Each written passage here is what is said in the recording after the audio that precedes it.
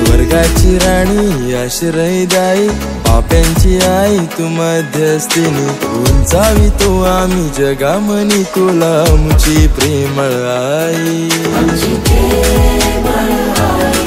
आमची प्रेमळ आई आमची प्रेमळ आई आमची प्रेमळ आई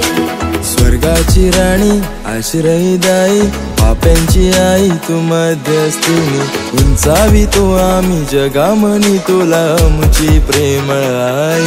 आमची प्रेमळ आई आमची प्रेमळ आई आमची प्रेमळ आई आमची प्रेमळ आई